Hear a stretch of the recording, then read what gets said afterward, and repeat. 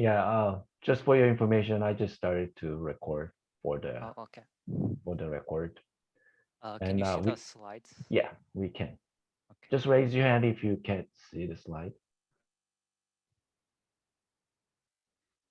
Okay. Then I guess I'll start now. Hello, everyone.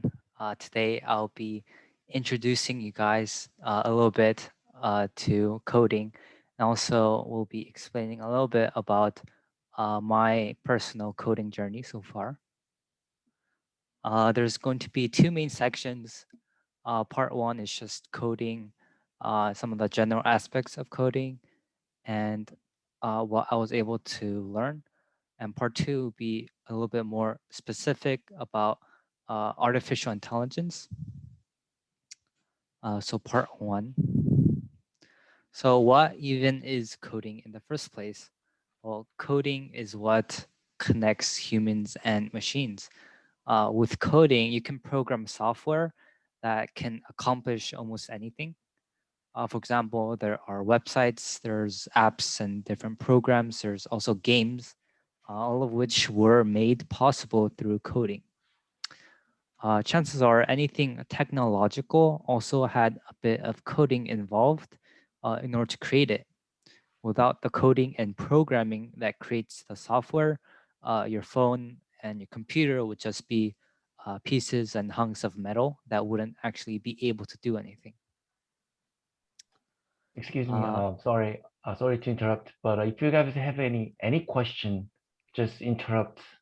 Like just unmute yourself and ask a question. Is it okay, Sean? Right? oh yeah. Yeah. Please do so. Uh, and while this might seem like computers are these sort of wondrous machines that can do so many things and are these like complex things, in reality, computers can really only understand two things: on and off. This unique combination of ons and offs is what allows the computer to understand what to do. This is represented in binary code, which some of you guys might have heard of, which is just a combination of ones and zeros. This information is grouped into bits and bytes. One bit contains the information of on and off, and one byte is a group of 8 bits. The grouping of bytes increases in multiples of 2, so 2, 4, 8, 16, and so on. Although on or off might seem very simple and something very elementary to know, if there are millions or even billions of these groups of bits and bytes, then the computer will be able to carry out much more complex tasks. So programming languages are essentially translators that help transform this confusing series of ones and zeros into a format that humans can more easily understand. There's some examples of coding languages. Uh, for example, there's C++, C, Java, JavaScript, Fortran, Ruby, Swift, and there's also Python, which I learned, and I think uh, is what some of you might are going to learn. So Python is a programming language that focuses on high readability.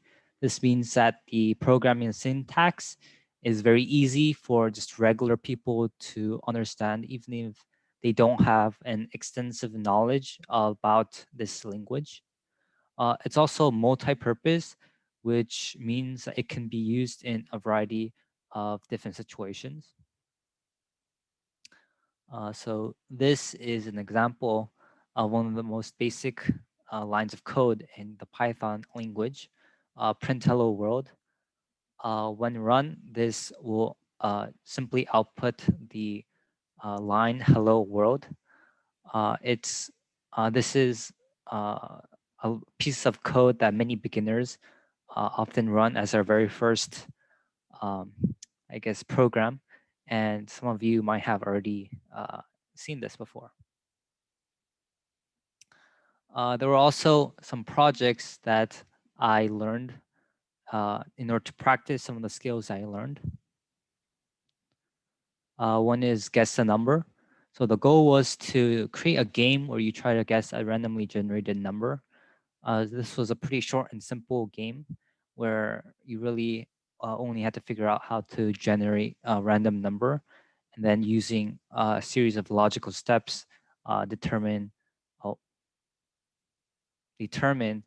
if and compare if a certain number was greater or more smaller than the specified number. Another was rock, paper, scissors. The goal was to recreate the traditional rock, paper, scissors game versus a computer. So this was another pretty short and simple program where you just had to use basic conditionals and also had to keep score of whether or not you won or against the computer. Another one was tic-tac-toe, where I created a virtual two-player tic-tac-toe game. And here I had to work with a virtual board and alternating turns between the first player and the second player, and also game seat validation, which is just making sure and checking if either player had won at certain stages of the game. Another project was the hangman game, where I just recreated the traditional hangman game.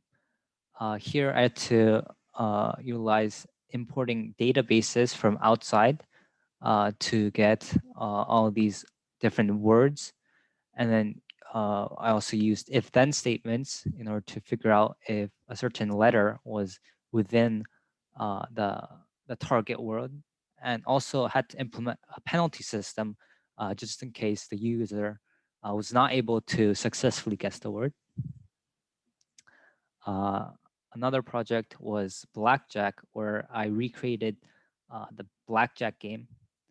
Here I had to make functions for different actions and converting the traditional the card system, so the ace to the king, to specific values, and then using conditionals to carry out the game, and also keeping track of the score or the betting money, I guess you can say. Another project was student grades. This time I had to use the data set, which included information about students and grades from their grades in different subjects, in order to find out more information about the data set. Here, I used the database filled with names and grades, and learned how to manipulate the data using different functions in order to find out more insights of the data, such as who the best student in a certain subject was, or who was the worst student overall. Another project was the Sudoku solver, where the goal was to create a program that will output a solved Sudoku board if you gave it an unsolved one. Here, you had to iterate through nested lists and also use a backtracking method to make sure the solution was always correct, and also how to output the information in a proper format, like the traditional Sudoku board. So basically, in summary, some of these topics that I learned were the basics of coding and Python, variables, some data types, loops and conditions, methods and functions, and also using projects to practice what I had learned. Part 2 is about AI. Before we go into the AI, I have a question. Oh, yeah. So going back to the Sudoku project, can you elaborate the backtracking method? Like what kind of method you use to backtracking? So basically, in Sudoku, the whole point is to make sure that there's a series of 1 to 9 in, I think, both horizontally, vertically, and just in all the different directions, and also in certain 3x3 boxes. So what the backtracking method was basically you take the unsolved board and you start at the top left and you set the finishing point at the bottom right, and you just go through the whole list from the top right to the bottom right, and then you just try out different numbers, and whenever so at that point, if the number that you chose was correct and it was okay, then you would continue forward onto the next available square.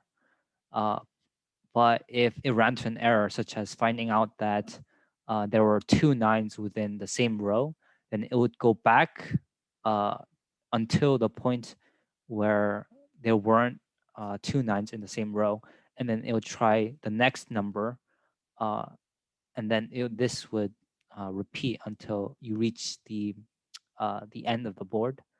And once you reach the end, the whole board would have been solved. So how long does it take? I mean, I'm sure you can solve any sort of like Sudoku problems, right? Yeah. So how long does it take to solve a Sudoku puzzle? Uh, it really didn't take that long. I think just a few seconds. As fast as I am, right? No, I'm just kidding. I'm really bad at Sudoku. Okay. Any other question?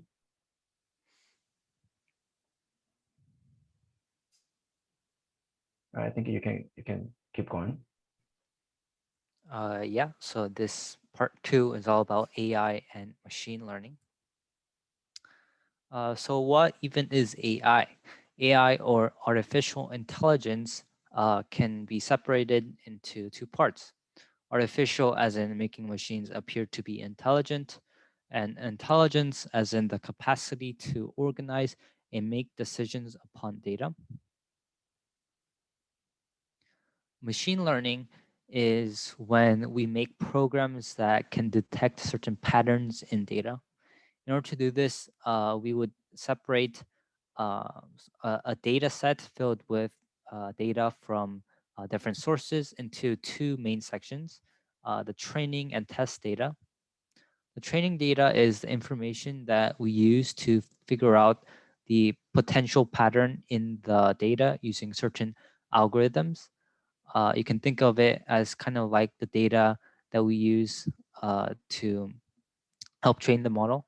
So similarly to how you might train for a competition or a marathon or something, we use this portion of the data to help prepare uh, the machine learning algorithm and program to tackle your specific challenge. So certain labels in the data can also help provide further information. Uh, then we use the other part of the data, the test data, to see if our program is accurate, and also to just evaluate the performance of the data, and to determine whether or not we need to make further revisions or tweaks to it. So there are various types of machine learning. For example, one of them is classification. So classification deals with categories such as comparing the appearances of cats and dogs. Here we have 2 separate bins, I guess you can say. Is the data, which is most likely to be a picture of an animal, to see if it is a cat or a dog.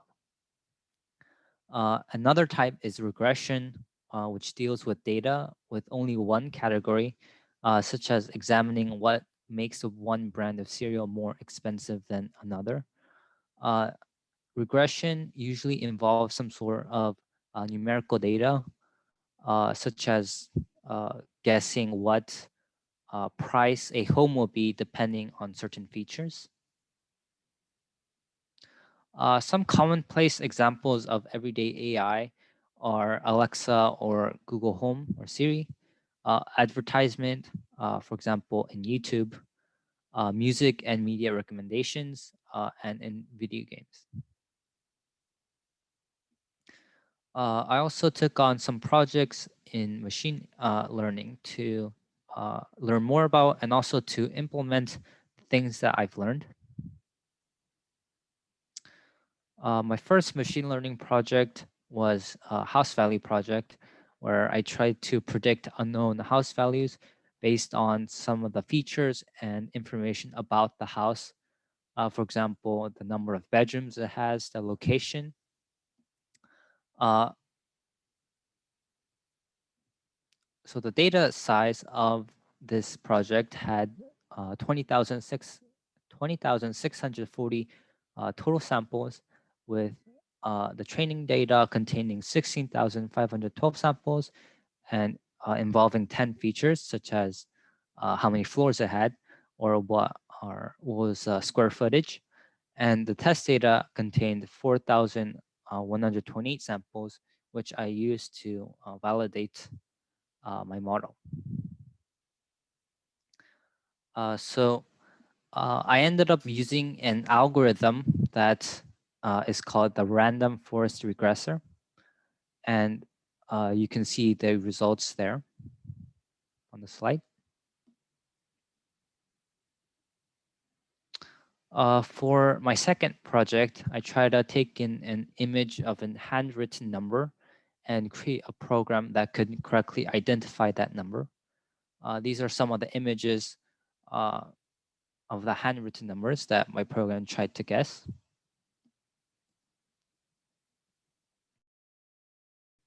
On the whole data set, there were a total of 70,000 images, with 60,000 of them being training data. Each image had 28 by 28 pixels with 784 total features, which you get by multiplying 28 by 28. And the remaining 10,000 were testing data. I tried using 3 different algorithms for this project and comparing the results to see which one worked the best. And here were the results. So KN worked the best with a 97% accuracy rate. So overall, from learning about AI, I went over some of the basic concepts of AI. I dove into machine learning and how to program with AI, including dealing with data and modeling algorithms, training and testing, and also evaluating results. And I also ended up practicing with projects. In future, technology might take over jobs. However, coding skills will always be in demand, as these robots will need to be maintained and upgraded for better efficiency and to reduce any mistakes. Coding isn't just useful as a career, or if you're planning to go down the computer science route and get a degree in that area. It'll just be a very useful skill to have as it becomes more relevant in our very tech-focused society. And the knowledge you gain can also very easily be integrated into many other fields. Coding plays a really large role in society. It's a language consisting of numbers, not as easy to learn like Spanish or English. Um, what I've learned so far is just the tip of the iceberg, and like learning a real language, once you learn and master the basics, you can really take off and apply it in a variety of different places. Also, it's very hard to say that you've really finished mastering or learning a certain language, as there's really more ways to apply and a lot more to learn. All I know is that coding will continue and currently also plays a major role in society because coding is already all around us. Thank you for listening.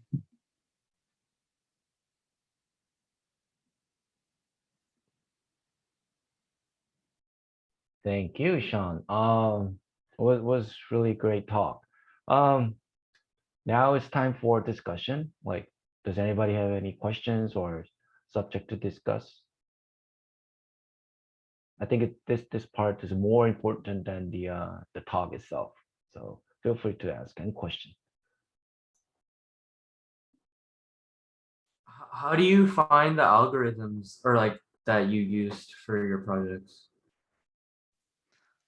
So there's already like a set of like pretty common algorithms.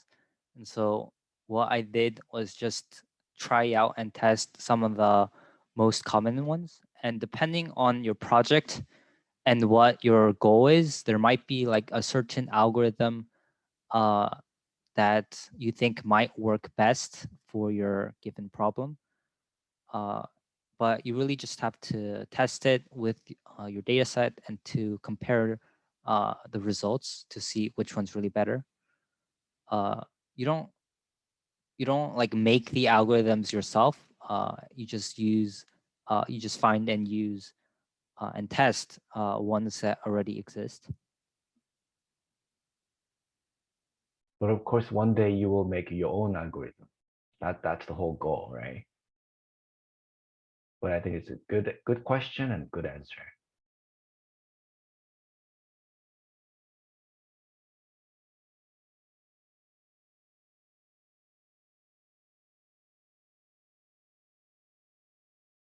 How long did the house project, like the value guessing project, take? Uh, I don't remember. I think it was a few months. I think. Yeah, back then it was like only 1 hour per week, right? So it took like a couple months, I guess. Which project do you think was the hardest you've ever done?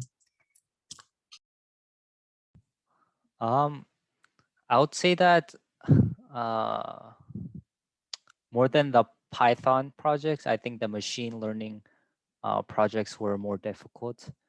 And from the machine learning ones, I think the last one I did, the handwriting recognition was probably the most difficult.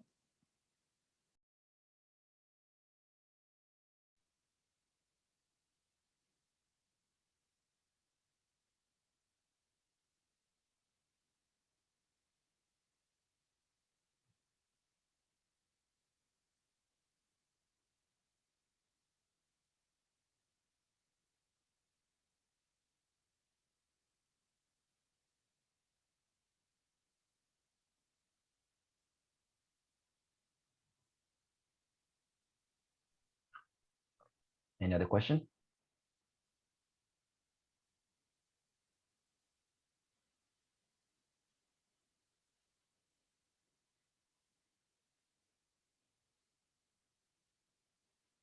If you don't have a question, I will ask a question, you guys.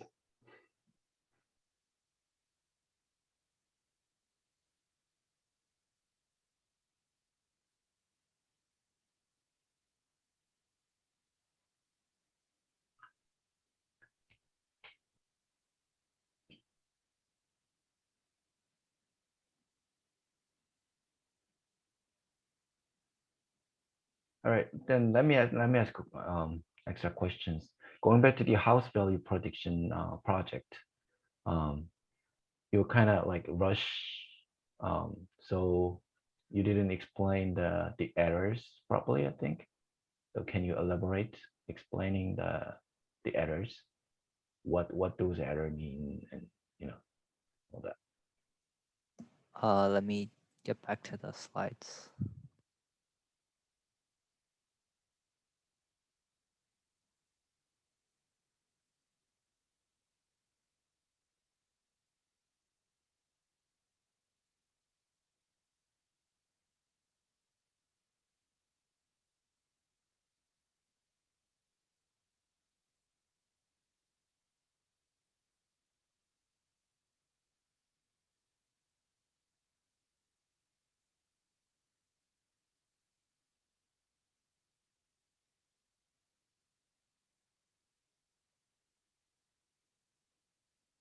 Can you guys see it?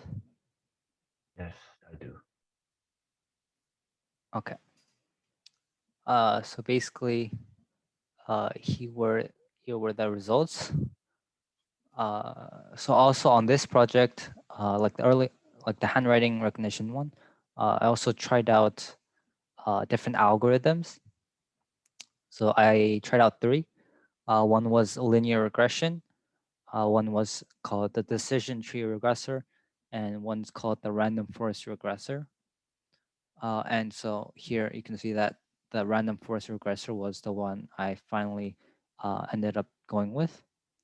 And below them, you can see the average error, which is in dollars. So this is the amount that that my prediction was uh, uh, on average wrong by. So using linear regression, the average error was around $70,000 or $68,000. Decision tree was wrong by about 71,000. And then random forest was the most accurate with only being off by around 52,000. And so I took the random forest regressor and made some final adjustments to it and brought it down to $48,000.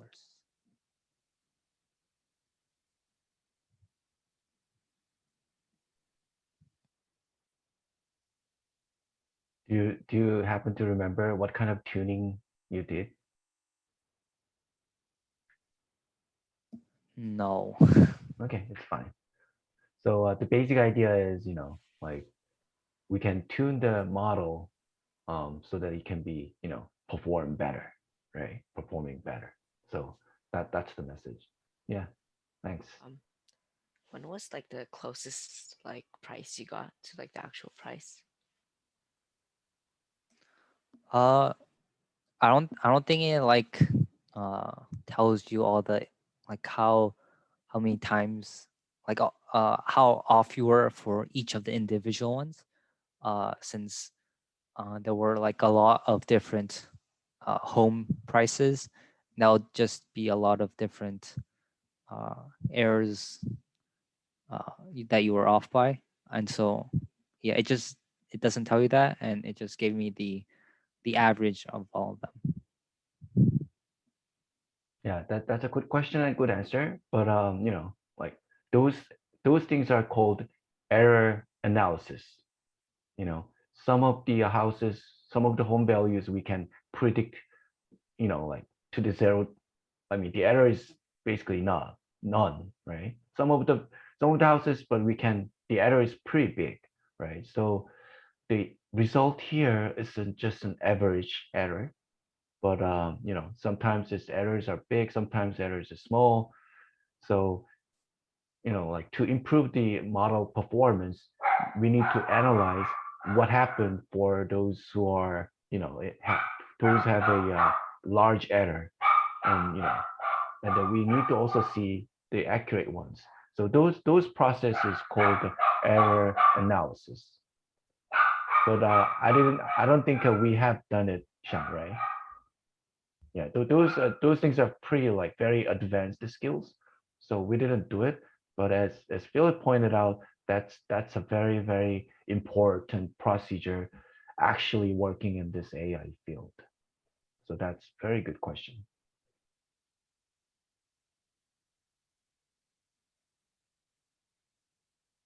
Anything else?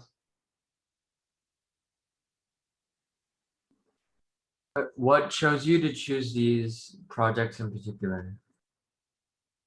Sorry, what was that? Well, what made you choose these projects? So uh, there's like a certain website uh, which is like a pretty good resource for anyone like looking for different projects that you want to take on. And so I chose both these projects uh, mainly because they were, at least pretty interesting, and also because the difficulty level was, I felt like, uh, pretty right, was pretty okay, and around what I could tackle? Well, Sean, come on, be honest. I forced you to do it, right? But yeah, that's a good question too. You know, like as I keep saying, you know, you Google it, you find something interesting, you know, bring it to us so that we can work together. That's the philosophy of this lab. So yeah, that's a very good question too.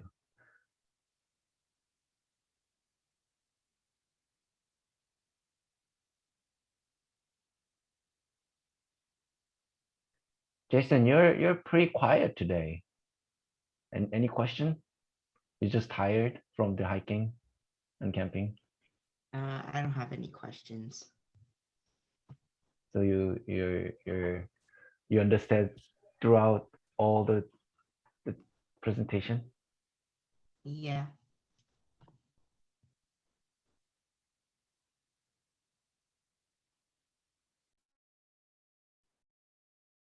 Jaden, oh, do you have any question? No, not really.